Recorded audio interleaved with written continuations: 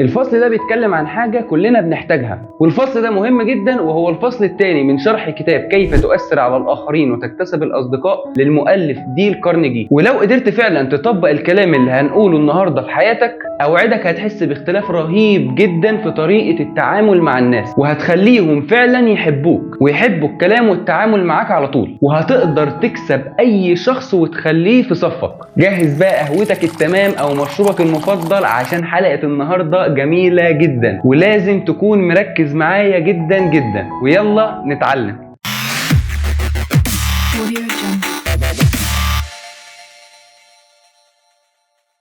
السلام عليكم ورحمة الله وبركاته. أهلا بيك يا صديقي العزيز في قناة جرعة الدوبامين. أنا أحمد، والنهاردة هنشرح الفصل الثاني من كتاب كيف تؤثر على الآخرين وتكتسب الأصدقاء للمؤلف ديل كارنيجي. الحلقة اللي فاتت اتكلمنا وقلنا إنك ما تنتقدش أو تتهم أو تشك. هنتكلم النهاردة بقى عن حاجة هتغير التعامل مع الناس 180 درجة، وأنا بتكلم عن التقدير الصادق. مش مجاملة، مش نفاق، مش تلميع، لا، تقدير صادق. الناس بطبيعتها بتحب تحس انها مهمة، ان الشغل والمجهود اللي دايما بيعملوه يكون ليه قيمة، ان وقفتهم معاك في وقت الشدة مهمة، وانك تكون مقدر قيمة الحاجة اللي بيعملوها مهما كانت صغيرة. كارنيجي بيقول ان الرغبة في الشعور بالاهمية هي اعمق دافع في طبيعة الانسان. يعني من الاخر، لو قدرت تحسس اللي قدامك انه مهم هتكسبه بسهولة. كارنيجي بيحكي قصة بسيطة عن مدير كان دايما عصبي وبيزعق للموظف اللي عنده، وكان الموظف ده طول الوقت متضايق ومش مركز في شغله. بس في مرة المدير قرر انه يجرب معاه اسلوب مختلف.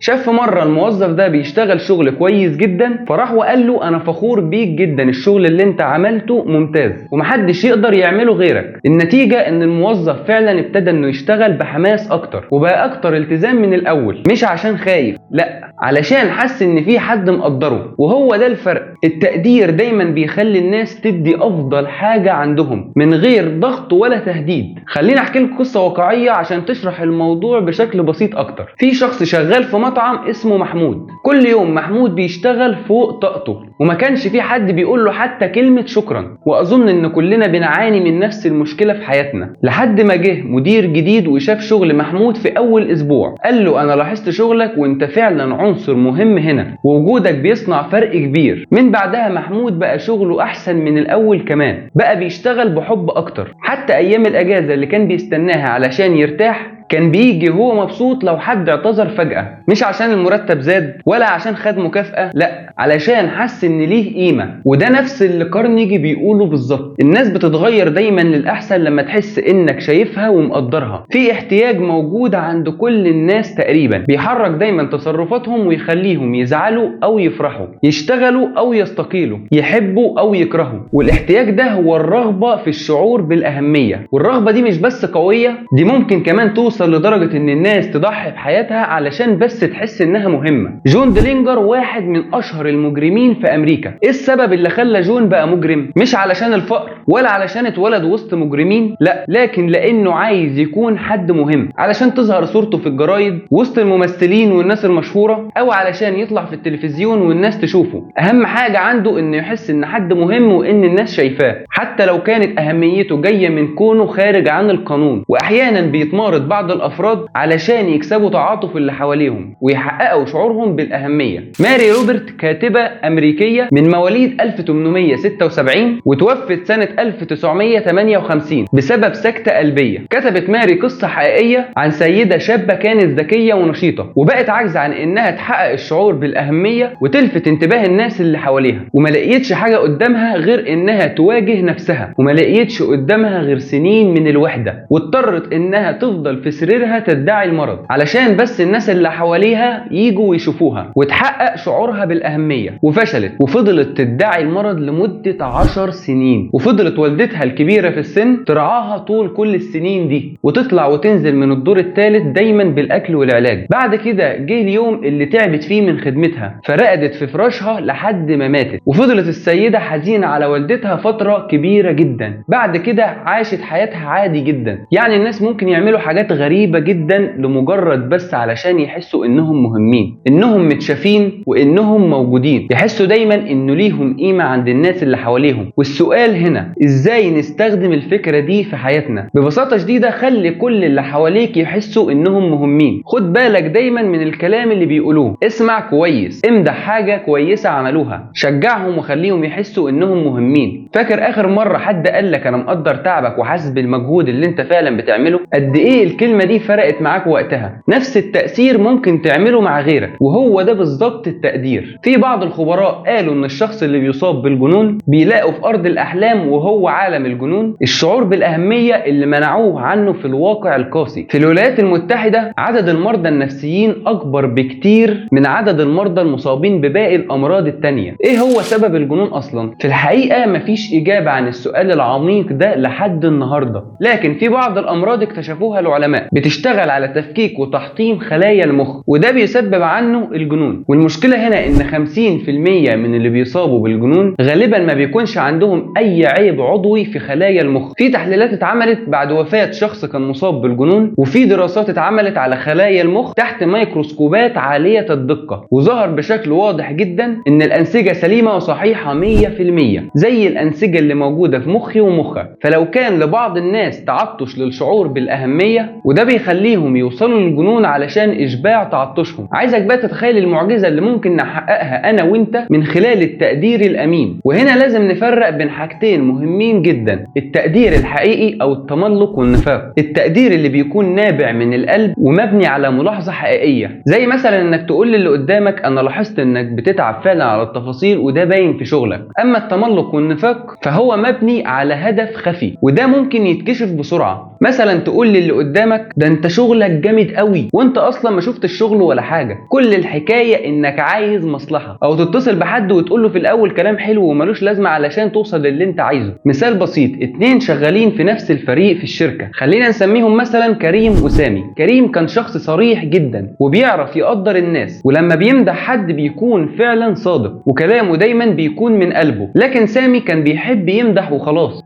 الله لا هذا يعني المدير يكون لسه داخل المكتب تلاقي سامي على طول ايه يا باشا الاوتفيت الجامد ده، وبعد شويه افكارك دي يا باشا عبقريه، احنا دايما بنتعلم منك. وبيكون واضح جدا ان الكلام كله مجامله زايده ومصطنعه. اللي حصل بعد فتره الناس بدات تعرف ان كريم فعلا شخص محترم وتقديره ليه وزن، انما سامي بقوا بيضحكوا عليه وعرفوا انه بينافق مع اي حد علشان مصلحته. والمدير كمان كان ذكي جدا، كان بيقدر كلام كريم وبيسمعه، انما سامي بقت مجاملاته متوقعه وما بتعملش تأثير. باختصار شديد الناس بتشم النفاق من بعيد، لكن التقدير الصادق دايما بيأثر في القلب. كلمة طالعة من القلب بتوصل، وكلمة طالعة علشان مصلحة بتتقلب ضدك. نطبق ده في حياتنا ازاي؟ كارنيجي بيقول لك فتش عن اي حاجة تكون حقيقية في الشخص اللي قدامك يستحق التقدير عليها وعبر عنه. لما تلاقي زميلك مثلا ملتزم بالمواعيد قول له ان دي ميزة فيه بتعجبك، ولما تلاقي حد مهتم بتفاصيل شغله قول له ان شغلك كويس، ولما تلاقي صاحبك دايما بيسمعك قول له انك بترتاح معاه في الكلام وانك مبسوط انه بيسمعك. صدقني الكلمة الحلوة من القلب بتفتح دايما ابواب مقفولة. في اب كان دايما يبص لعيوب ابنه، وكل يوم ابنه بيكون اسوأ من الاول بسبب الانتقاد الزايد، والاب جه في يوم وقرر انه يغير اسلوبه. لما ليه ابنه عمل حاجة واحدة بس كويسة قال له انا فخور بيك علشان انت بدأت تغير من نفسك وشايفك بتتحسن يوم عن يوم، مع ان الولد اصلا ما كانش بيتحسن ولا حاجة. لكن بعد الكلام ده الولد فعلا بدأ يتغير. الكلام بجد فرق معاه جدا، ابتدى يذاكر، يلتزم، يتكلم باحترام. ليه؟ علشان حس ان في حد شافه وفهمه وقدره. باختصار شديد لو عايز تكسب الناس لازم تخليهم يحسوا انهم مهمين بصدق. ما تقولش كلمة مش حاسس بيها، لكن لما تحس بحاجة حلوة ما تسكتش، وفرح اللي قدامك بكلمة بسيطة بالنسبة لك لكن بتكون كبيرة ومهمة قوي بالنسبة له. وهنا تكون خلصت جرعة النهاردة يا صديقي العزيز. اتمنى جدا اكون قدرت افيدك. ما تنساش تشترك في القناة عشان يوصلك باقي الحلقات. اشوفك الحلقة الجاية يا صديقي العزيز على خير، مع السلامة.